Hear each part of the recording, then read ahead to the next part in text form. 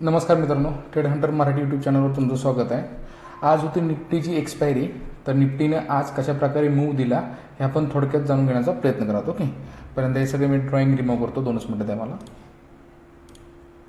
Okay, पण लक्षात घ्या आता निफ्टीमध्ये आज काय झालं, गॅप अप ओपनिंग झालं. ओके, गॅप अप ओपनिंग झाला निफ्टीमध्ये. त्यानंतर काय झालं, गॅप अप ओपनिंग झाला. किती पॉईंटचा गॅप अप ओपनिंग झाला?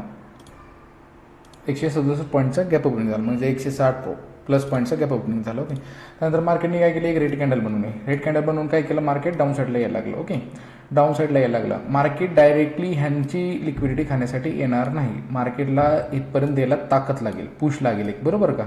डायरेक्ट येणार का यांची लिक्विडिटी खायला? नाही येणार मार्केट, अजिबात नाही येणार. कारण ऑलरेडी ह्यामधले भरपूर लोक प्रॉफिट बुकिंग करून बाहेर पडलेत, बरोबर? भरपूर लोक प्रॉफिट बुकिंग करून बाहेर पडलेत. जर ज्यांनी कोणी BTST घेतलं आणि इथं प्रॉफिट बुक केलं आहे, इथं ट्रेड घेतला आहे CE साईडचा, एवढा मोठा गॅपअप बघितल्यानंतर ते थांबणार आहेत का? नाही. तर 50% समजून जायचं ह्यातले लोक बाहेर पडलेत.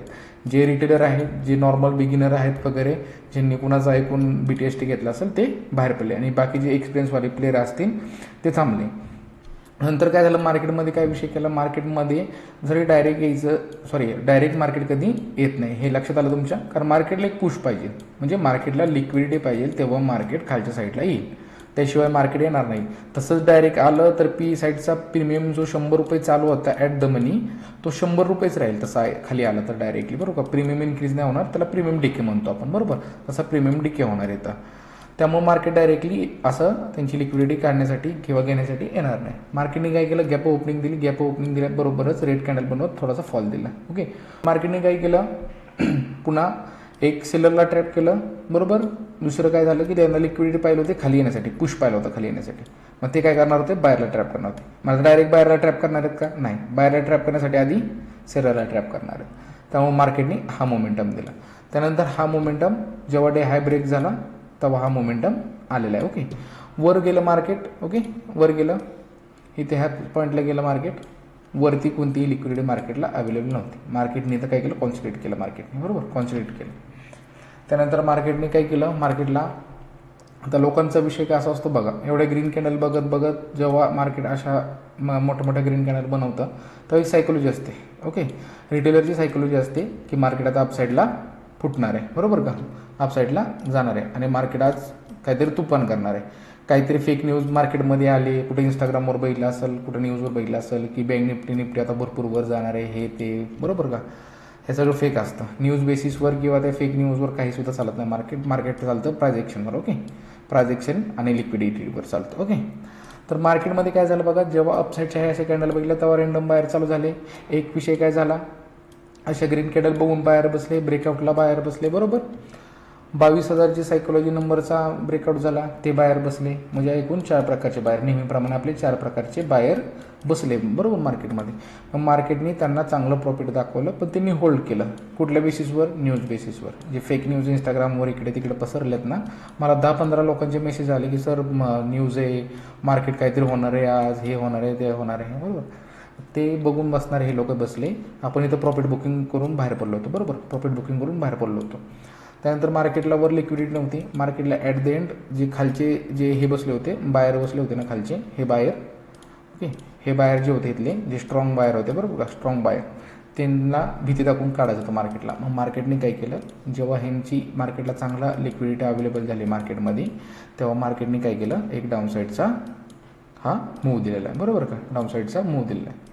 ओके, इथपर्यंत आला लक्षात. तुम्हाला हा डाऊन साईडचा मोका दिला आहे की ह्यांना भीती दाखवण्यासाठी.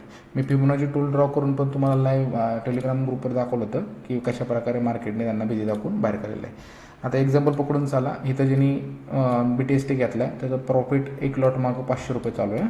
एक लॉट मागं 500 रुपये चालू आहे प्रॉफिट. घपक्यात ते प्रॉफिट कितीवर आलं बघा बरं तुम्ही. अरे एक 1000च धरा डायरेक्ट. ओके, एक लॉट मागं त्याला 1000 रुपये प्रॉफिट चालू आहे, बरोबर? 1000 रुपये. डायरेक्ट प्रॉफिट किती आलं त्याचं? 400 रुपये. मग तो थांबणार आहे का? नाही. मग त्याला काय वाटतं, हा गॅपअप फिलअप होतो आहे. आता गॅपअप फिलअप होतो आहे आणि आपलं सगळं प्रॉफिट 400 पण जाईल आणि आपलं SL पण जाईल. मग ते हातात येते, ते त्यांनी काय केलं, सेलिंग करायला चालू केली. जो कोणी एक जण सेल करणार आहे, दुसरा काय करणार आहे, बाय करणार आहे. लक्षात घ्या या गोष्टी. ओके, आता काय होतं विषय माझा तुम्हाला सांगतो. आता एक सगळ्यात मेन गोष्ट आज काय झालेली माझ्याकडून चूक, की मार्केटमध्ये काय झालं की हा डाऊन ट्रेंड चालू होता. इथं आपला एक ट्रेड चालू होता 0-0चा. मी ह्याच्यामध्ये लक्ष देत बसलो. मी हे चेकच नाही केलं. हे चेकच नाही केलं, बरोबर का. हे जर चेक केलं असतं ना मी, तर आपली मे बी किती 36 रुपयाला एंट्री झाली असती, 36 रुपयाला 33 किंवा 36 रुपयालाच एंट्री झाली असते आपली.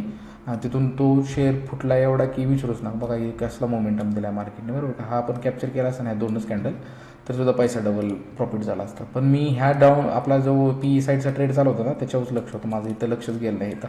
ओके, ती एक चूक झाली माझ्याकडून. त्यानंतर बघा मार्केटमध्ये काय झालं, बघा मार्केटमध्ये एक साईडवेज झोन बनवला मार्केटने. मार्केट त्या झोनला आलं की मार्केट अजिबात मोमेंटम देत नाही. हा बघा साईडवेज झोन, 2 मिनटं आता मार्केट बघतो. हा बघा साईडवेज झोन आहे हा पूर्ण. ओके, हा साईडवेज झोन आहे बघा. मार्केट ह्याच्यामध्ये आल्यानंतर काय करते बघा, साईडवेज जाते पूर्ण. ओके, हा साईडवेज झोन बघा तुम्ही.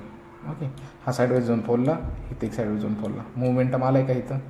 ओके, हा मोमेंटम आला, पुन्हा काय झालं मार्केट साईडवेज झालं. इथं पण आपण साईडवेज मार्केटमध्ये पण आपण 0 मारलेले आहेत, बरोबर का. 10 पॉईंटचे असो किंवा 20 पॉईंटचे असो, 0 10 पॉईंट मिळणंसुद्धा खूप महत्त्वाचं असतं. त्यातल्या त्यात निफ्टीमध्ये, कळलं का. निफ्टीमध्ये 10 पॉईंट घेणंसुद्धा खूप महत्त्वाचं असतं. 500 रुपये जरी लावले, 10 पॉईंट जरी घेतले, सॉरी एक लॉट मागं 10 पॉईंट जरी घेतले तरी 500 रुपये प्रॉफिट होऊन जातं तुमचं, बरोबर का. आणि तसं डोक्यात धरून चालायचं. निफ्टीमध्ये 10 पॉईंटसुद्धा भरपूर होऊन जातात. ओके, आज कशा प्रकारे मूव आला, कशामुळे आला हे तुम्हाला सांगितलेलं आहे मी समजावून. ओके, आणि आपलं टेलिग्राम चॅनल जॉईन करा, लिंक डिस्क्रिप्शनमध्ये दिली आहे. आणि आपलं चॅनल यूट्यूब चॅनल सबस्क्राईब करा आणि नोटिफिकेशन ऑन करून ठेवा, जेणेकरून नवीन व्हिडिओचे अपडेट तुम्हाला लगेच मिळतील. Okay, thank you.